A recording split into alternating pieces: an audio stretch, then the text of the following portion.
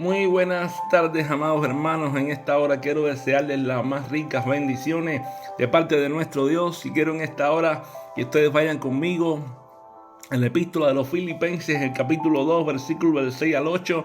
Y quiero traer una reflexión bíblica hoy bajo el tema la gloria de Cristo en su humillación. La palabra del Señor nos dice, el cual siendo en forma de Dios no estimó el ser igual a Dios como cosa que aferrarse, sino que se despojó a sí mismo, tomando forma de siervo, hecho semejante a los hombres, y estando en la condición de hombre, se humilló a sí mismo, haciéndose obediente hasta la muerte y la muerte de cruz. Cuando vemos aquí este pasaje de Filipenses capítulo 2, versos del 6 al 8, vemos que en él encontramos una joya teológica y espiritual que nos está revelando el corazón del Evangelio y el carácter de nuestro Señor Jesucristo.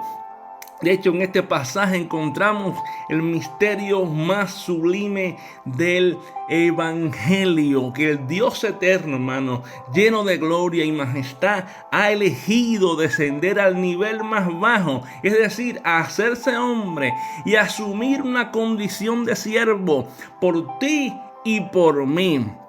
De hecho, aquí encontramos que Pablo, inspirado por el Espíritu Santo, nos presenta un cuadro de humildad, de obediencia y de amor de Cristo, que si estamos apercibidos, este cuadro, hermano, desafía hoy nuestras vidas y la transforma radicalmente. Pero Pablo comienza afirmando algo fundamental. Cuando dice el cual siendo en forma de Dios, y Pablo comienza afirmando que ya Jesús existía en forma de Dios, porque cuando esta expresión, hermano, cuando Pablo está diciendo el cual siendo en forma de Dios, esta expresión no se está refiriendo a una apariencia superficial, sino a la realidad más profunda. Pablo está diciendo Cristo es Dios en su plenitud, es decir, que antes de su encarnación ya Jesús estaba en la gloria celestial. En otras palabras, ya Jesús estaba compartiendo la esencia divina con el Padre y con el Espíritu Santo. En otras palabras, todo lo que es propio de Dios, es decir, su eternidad, su omnipotencia, su santidad, también Él la tenía como hijo. ¿Por qué razón? Porque Él es Dios, así como el Padre, así como el Espíritu Santo. De hecho, hermano, tenemos que ver que esta verdad es clave. ¿Por qué razón? Porque Jesús no es un ser creado, no es un mensajero exaltado. Él es el eterno Hijo de Dios, coigual y coeterno con el Padre. Por eso, así como lo declara el apóstol Juan, ahí en Juan capítulo 1, verso 1, en el principio era el verbo, y el verbo era con Dios, y el verbo era Dios. ¿Te das cuenta? El apóstol Juan lo deja claro cuando dice, en el principio era el verbo. ¿Cuándo? En el principio. Génesis 1:1 dice, en el principio creó Dios los cielos y la tierra. El apóstol Juan que dice, en el principio era el verbo y en el principio estaba con Dios y en el verbo también era Dios. Es decir, el Hijo estaba en el principio juntamente con el Padre, también era Dios, tenía la misma esencia. ¿Te das cuenta? Y el verbo era Dios. Y en Colosenses capítulo 1, verso 15 al 16, Pablo afirma con toda fuerza que todo fue creado por medio de Él y para Él. ¿Entiendes? Ahora, tenemos que entender, sin embargo, a pesar de su estatus divino, Cristo no consideró este privilegio como algo a lo cual aferrarse. Y esto nos lleva a un segundo punto. ¿Y cuál es el segundo punto? Es que se despojó a sí mismo. Es decir, hubo una humillación voluntaria de Cristo. Y la frase se despojó a sí mismo describe uno de los actos más asombrosos de la historia. Es decir, Cristo, tenemos que entender, Cristo no dejó de ser Dios. ¿Por qué razón? Pues la divinidad es inmutable, Dios es inmutable, Dios no cambia, pero dejó su gloria y renunció a sus privilegios que le correspondían como Hijo eterno. Imagínense esto, a ver, para poderlo entender mejor. Imagínense esto, el Rey de Reyes dejó su trono celestial para nacer en un humilde pesebre. Es decir, que aquel que recibe adoración de los ángeles eligió caminar entre nosotros, llevando nuestras limitaciones humanas. Ahora, ¿cómo que es este acto? Este es un acto en el cual vemos la grandeza del amor de Dios. ¿Por qué razón? Porque vemos que no se aferró a su gloria, sino que la entregó para salvarnos. Pero tenemos que dejar algo importante subrayado. ¿Y qué cosa es? Que este despojo no significa que Jesús se desprendió de su divinidad. Más bien, Él eligió asumir plenamente nuestra humanidad con todas sus limitaciones, excepto el pecado. Y esto es un acto, hermano, de humillación voluntaria. ¿Por qué razón? Porque es el cumplimiento del plan eterno de Dios de redimir a su pueblo. ¿Entiendes? Ahora podemos ir al tercer punto, que es, dice Pablo cuando habla, dice, tomando forma de siervo. Es cuando hablamos de la humanidad de Cristo, porque tenemos que entender que Cristo, siendo Dios, no descendió para vivir como un rey terrenal, sino que tomó forma de siervo. Este término, hermano, forma nuevamente, este término de forma, nuevamente señala una realidad esencial. ¿Cuál es la realidad esencial que señala el término forma? Que Jesús no solo parece ser un siervo real, sino que realmente asumió esta condición. Es decir, Jesús verdaderamente y realmente asumió la condición de un siervo. Él se identificó con los más humildes, Él caminó con los más marginados, Él tocó a las personas más impuras, Él se sentó con los pecadores, Él se sentó con los publicanos, Él se sentó y Él estuvo entre los más inmundos. Él se hizo un siervo. Por eso tenemos que entender algo, hermano, que Jesús se hizo plenamente humano, experimentando hambre, sed, cansancio, tristeza y sufrimiento. Por eso es que el libro de Hebreos capítulo 4 verso 15 nos dice que fue tentado en todo según nuestra semejanza, pero sin pecado. ¿Y qué nos muestra esto? Esto nos muestra que Cristo comprendió nuestras luchas y comprende nuestras luchas. ¿Entiendes? ¿Por qué razón? Porque Él vivió en carne propia cada una de nuestras tentaciones.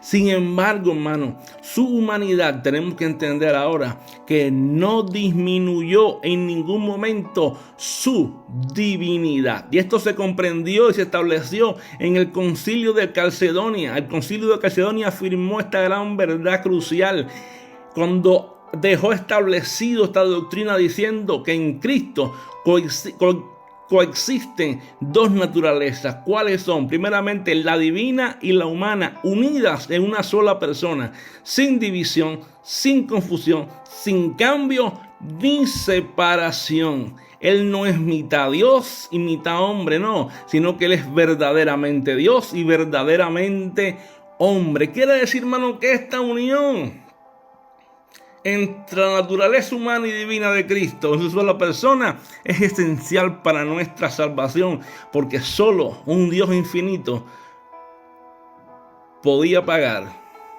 por el precio eterno del pecado, y solamente un hombre podía representarnos ante Dios.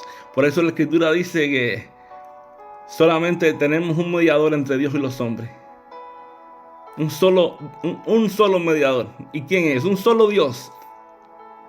Un solo Dios. Solamente hay un solo mediador. Un solo Dios y un solo mediador entre Dios y los hombres. ¿Quién? Jesucristo, hombre. Él es el único Dios, el único mediador entre Dios y los hombres. Y es Jesucristo, hombre. Ahora, pero ¿sabe qué? Él tuvo la obediencia perfecta, porque dice la Escritura que se humilló a sí mismo. De hecho, el texto, cuando vemos aquí el texto, sigue y dice, profundiza más acerca de la humillación de Cristo. Dice, se humilló a sí mismo, haciéndose obediente hasta la muerte y muerte de cruz. Y la obediencia de Cristo, hermano, no fue una mera formalidad. No. Fue una entrega total a la voluntad del Padre. Es decir, que desde el pesebre hasta la cruz, cada acción, cada palabra, cada hecho de Jesús reflejaron su completa sumisión al plan redentor de Dios. Siempre estuvo sujeto a la voluntad del Padre. Por eso, ¿sabes qué? La muerte de Jesús, la muerte que Él tuvo, no fue cualquier muerte. ¿Por qué razón? Porque la cruz era el castigo más vergonzoso y cruel en el tiempo de Jesús. Porque en el mundo romano, la cruz era reservada solamente para los peores criminales y los traidores. Pero Cristo, el santo, el justo, cargó con esa vergüenza. Pero fíjense aún más, en la ley judía, ser colgado de un madero era un signo de maldición. Por eso Gálatas capítulo 3 dice que Cristo nos redimió de la maldición de la ley, porque escrito está: maldito todo aquel que es colgado de un madero. Pero Jesús, hermano, el Hijo de Dios, sin pecado, el Hijo de Dios encarnado, sin pecado, se hizo maldición por nosotros, para que tú y yo pudiéramos recibir la bendición de la reconciliación con Dios. Qué bueno, hermano, que podemos, Dios, a través de Cristo, recibir esta reconciliación. Ahora, pero no solamente nos quedamos allí, sino que también podemos ver su exaltación a través de la humillación. Es lo que nos enseña Filipenses capítulo 2. Porque Filipenses capítulo 2, versos 6 al 8 se enfoca en la humillación de Cristo, pero tampoco podemos olvidar lo que sigue en los versículos 9 al 11, cuando dice: por lo cual Dios también lo exaltó hasta lo sumo y le dio un nombre que es sobre todo nombre. ¿Por qué razón? Porque la humillación de Cristo no fue el final de Él. ¿Por qué razón? Porque su obediencia lo llevó a la gloria. Es decir, hermano, su exaltación muestra que el camino de la humildad y el servicio no es un fracaso. Por eso cuando tú y yo nos humillamos y servimos, no es un fracaso, sino que es una gran victoria. Porque Cristo, por su humildad y su servicio, fue hacia el sendero de la verdadera victoria. Y aquí encontramos un principio poderoso para nuestras vidas hoy, que si queremos seguir a Cristo, debemos estar dispuestos a humillarnos y a servir y a obedecer, confiando siempre en que Dios nos levantará en su tiempo. Por eso es que el apóstol Pedro dice: humillaos pues bajo la poderosa mano de Dios. Y ¿cómo dice? Y Él os exaltará cuando fuere tiempo, echando todas vuestras ansiedades sobre Él, porque Él tiene cuidado de vosotros. Ahora, ¿cómo tú y yo respondemos hoy a esta verdad en esta hora? ¿Cómo vamos a responder? Primeramente, fíjate, tenemos que entender que si Cristo, siendo Dios, se humilló, ¿cómo podemos nosotros, sus seguidores, sus discípulos, vivir en orgullo? Pues mira, tenemos un llamado claro en esta hora. Debemos buscar el bienestar de otros antes que el nuestro. Tenemos que servir con amor y renunciar a toda autosuficiencia, a todo egocentrismo, a toda vanagloria, a todo deseo de sobresalir. ¿Por qué? Porque si Cristo, siendo Dios, se humilló a sí mismo, dejó todo, fíjate. Si Él se hizo obediente, si Él se humilló a sí mismo, ¿cuánto más nosotros? Pero aparte, ¿sabes qué tenemos que aprender de aquí también? Que si Él fue obediente hasta la muerte y muerte de cruz, y Él obedeció al Padre incluso cuando la obediencia lo llevaba a la cruz. ¿Sabes? Tú y yo, ¿qué tenemos que hacer? Tenemos que también ser obedientes hasta lo máximo. Ahora, pero ¿estamos dispuestos a obedecer a Dios en todo? Incluso cuando nos cueste. Pues mira, te voy a decir algo. La verdadera fe se demuestra en la obediencia. Cristo dijo: el que me ama, mi palabra guardará. ¿Y quién es el que lo conoce? El que lo conoce es el que guarda sus mandamientos, dice el apóstol Juan también. Este es el que me conoce, el que guarda mis mandamientos, el que guarda sus mandamientos. El que no guarda sus mandamientos no ha conocido a Dios. ¿Entiende? Entonces, tenemos que aprender algo aquí de Cristo. Que tenemos que tener obediencia radical. Pero también tenemos que aprender algo en este pasaje. A imitar su servicio. ¿Por qué razón? Porque Jesús tomó forma de siervo. Y nosotros hoy, como su iglesia, como el cuerpo de Cristo, debemos reflejar este carácter también. ¿Cómo? Buscando oportunidades para servir en lugar de ser servidos. Porque muchas veces decimos que queremos servir, pero muchas veces nos gusta que nos sirvan, pero no servimos. Cristo vino a servir, pero no a ser servido. Y hoy el Señor nos está llamando a contemplar su ejemplo y a que miremos verdaderamente cómo Él fue, para que nosotros seamos imitadores de sus pasos. ¿Estás dispuesto a seguir el camino de Cristo? ¿Estás dispuesto a humillarte y a servir y a obedecer, sabiendo que la gloria de Dios será tu recompensa? Pues mira, que esta reflexión nos mueva hoy a entregar nuestra vida por completo al servicio de aquel que dio todo por nosotros. Que Dios te continúe bendiciendo.